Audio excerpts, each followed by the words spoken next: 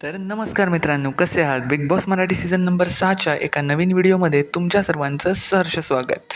Welcome back to our new video.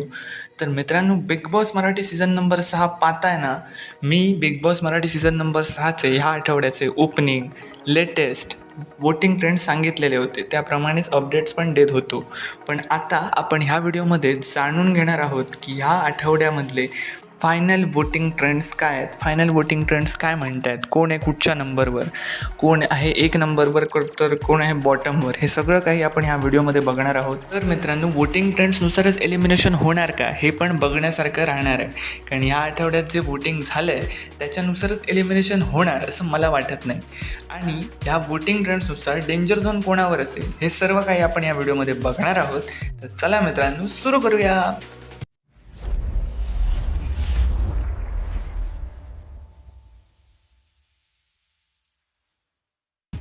तर मित्रांनो, शेवटच्याच नंबरवर म्हणजे फायनल वोटिंग ट्रेंड्समध्ये सुद्धा नंबर 4वर कायम राहिलेली आहे प्राजक्ता शुक्रे.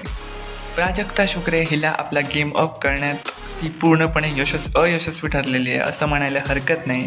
कारण प्राजक्ता शुक्रेचा गेमच दिसत नाही आहे. वोटिंगमध्येच पण तिला लोक सपोर्ट करताना मला दिसत नाही आहेत.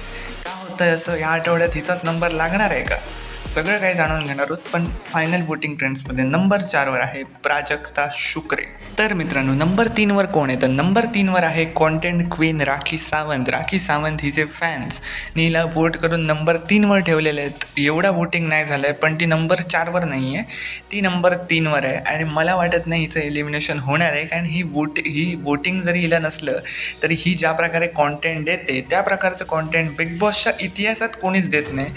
कारण हे सर्वांनाच माहिती आहे, राखी सावंत म्हणजे TRP आहे, एवढंच सांगतो. आणि ही आहे नंबर 3वर. तर मित्रांनो, नंबर 2वर कोण आहे? नंबर 2वर आहे राकेश बापट.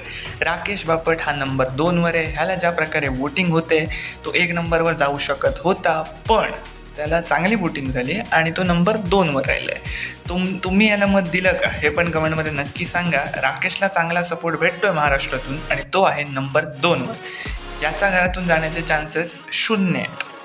तर मित्रांनो, आता गोष्ट झाली नंबर 1वर कोण आहे? तर नंबर 1वर आहे रोशन भजनकर.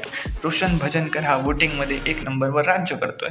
पण बिग बॉस मराठीचा इतिहास आहे ह्या सीझनचा तरी, की ज्यांना वोटिंग जास्त असते ते बिग बॉस बघत नाही. जसं की एक्झाम्पल आहे करण सोनावणे, सचिन कुमावत ही मोठी, आणि पुन्हा दिव्या शिंदे ह्यांना पण बिग बॉसने बाहेर काढलंय.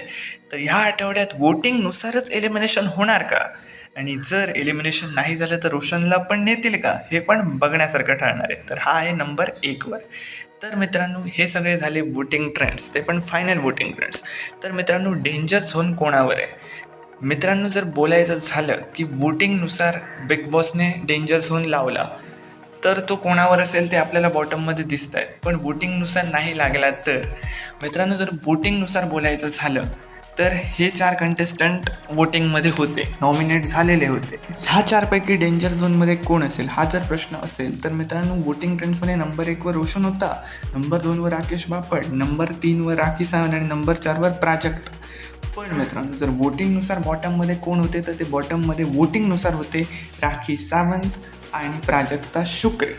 जर वोटिंगनुसार डेंजर झोन काढण्यात आले तर त्यामध्ये नावं असतील राखी सावंत आणि प्राजक्ता शुक्रे. पण मित्रांनो, बिग बॉसचा जसा इतिहास राहिला आहे, जर वोटिंगनुसार डेंजर झोन नाही काढला तर रोशनवर पण खतरा असणार आहे. याचमुळे मित्रांनो, डेंजर झोनमध्ये 3 कंटेस्टंट आहेत सध्या, राखी, रोशन आणि प्राजक्ता शुक्रे. अशाच बिग बॉस मराठी रिलेटेड अपडेटसाठी आणि कोण गेलं आहे घराबाहेर याची सर्वात ॲक्युरेट अपडेटसाठी मला सबस्क्राईब करायला विसरू नका.